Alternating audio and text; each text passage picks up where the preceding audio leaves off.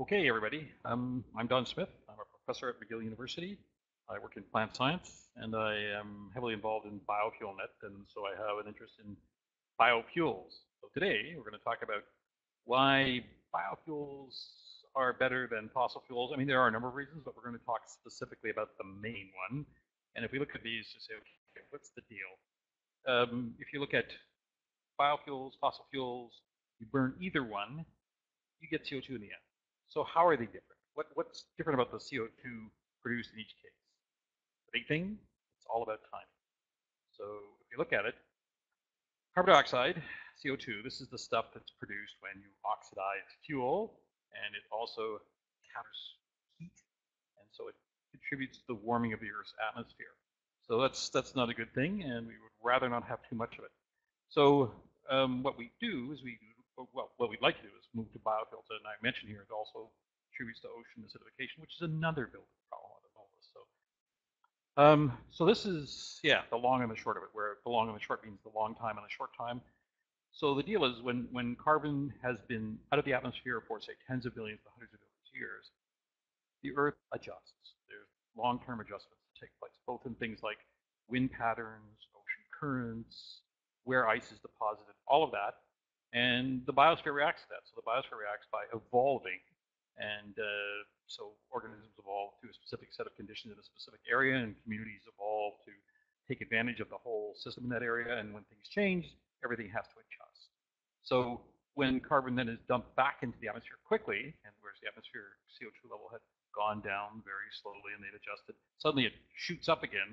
When that happens, there's a number of things go on. Increasing temperature is one of them, but the kinds of things I just mentioned, shifts in ocean currents, wind directions, wind intensity, where ice is located, how often during the year, and for how long snow is present, all these things change, and the biosphere in the area has to adjust to those things. That's tough. So it's all about long-term versus short-term. If you're using these fossil fuels that have been buried in the soil for a long time, they were taken out over a very long period of time, everything adjusted, now back into the atmosphere very quickly. And if you look, we, at the start of the Industrial Revolution, which seems like a long time ago in a way, but in terms of overall history was yesterday. And it was 260 parts per million then, and now we're at 400. So it's increasing rapidly, and that's a big challenge, how to adapt to all this. So there have been greenhouse gas effects already. We've had melting on various mountain glaciers, Greenland ice sheet, Arctic sea ice is melting. In fact, probably sometime in the next 10 years, we'll have a few days at the end of the summer where there's no consolidated Arctic sea ice. And you do see things like there's sailing now, ships across the top of North America, the famous Northwest Passage that people were looking for so intensely during the 17 and 1800s, and so many people died trying to find, is now open. So things like that. And I say mountain glaciers. My family and I visited the Athabasca Glacier in the Rocky Mountains in Canada, 6 years apart, twice, that is to say, 6 years, the times being 6 years apart. And between the first and the second time, it was 60 meters shorter. These things are happening. So in Canada, we're projected to reach something like 5 to 8 degrees centigrade warmer over the course of this century. Now, it's five. What happens is these increases are greater at lower latitudes, higher latitudes than at lower latitudes, and so it's 5 in lower Canada, but at higher latitudes up the north, it's greater, and so that's what's going on. We could expect to see an increased frequency of all kinds of extreme weather events. In fact, I've been having some thinking recently. I think what's interesting right now is climate change. You see increasing frequency of things and increasing extremity of things. So more extreme, more often. What I'm thinking is that at some point we're going to see a weather event that we haven't seen before. That'll be an interesting time when that occurs. So as I mentioned, the biosphere is responding. So you're seeing things like birds returning sooner into spring, plants flowering sooner, all of that. This is just a nice little graphic of the carbon cycle, what's happening. Various and sundry things release carbon into the air, including human activities, which can be, it could be combustion of biomaterials, which, the carbon was taken out of the atmosphere maybe a year ago or 10 years ago if it's a tree, or maybe even 100 years ago if it's a really old tree. But it goes back into the atmosphere and then it's taken out by photosynthesis again. But if it's stuff that was buried a long time ago, maybe 100 million years ago, that's the stuff that's been out of the atmosphere, and everything has adapted to it. And now it comes back in a hurry, and everything has to readapt.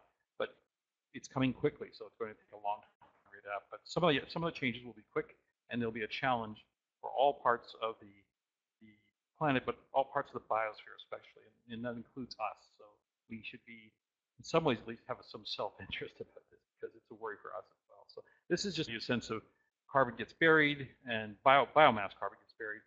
And then once it's in the sedimentary rock, you have pressure, heat, not a lot of oxygen, and you get the production of hydrocarbons, which we then refine to make fuels for our cars, etc., but then combust and release you into the atmosphere, which is the problem. So biofuels, why are they better? They're fuels that are directly from this biomass that where the carbon dioxide came into the atmosphere in the last few years or decades at most.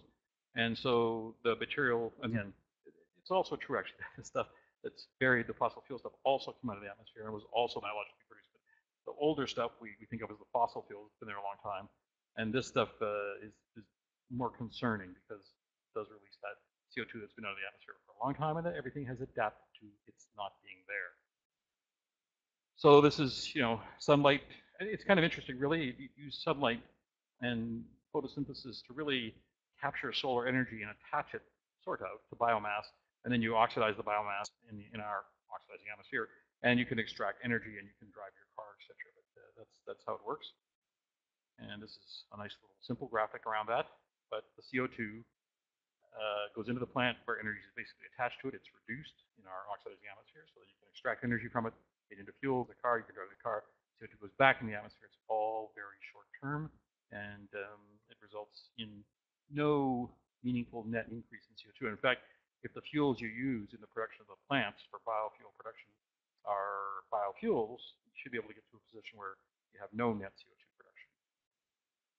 So again, this is another one of the carbon cycle, and you can see the CO2 coming out from plants back into the car, well, making into fuel into the car, and then back in the atmosphere. Or over on the left-hand side, fossil fuels coming out in the atmosphere for a net increase in atmospheric CO2 over short term, and causing an imbalance that then has to be re-equilibrated, and that takes time, and it's a major disruption, and things will shift around the globe, and it's a challenge for the biosphere. Things will settle down eventually, but it'll be a very difficult time for all of the biosphere, and again, including us. So the main difference is time. Biofuels, short-term cycle, the time it takes to grow the feedstock material. So a year or two for grasses and things like this.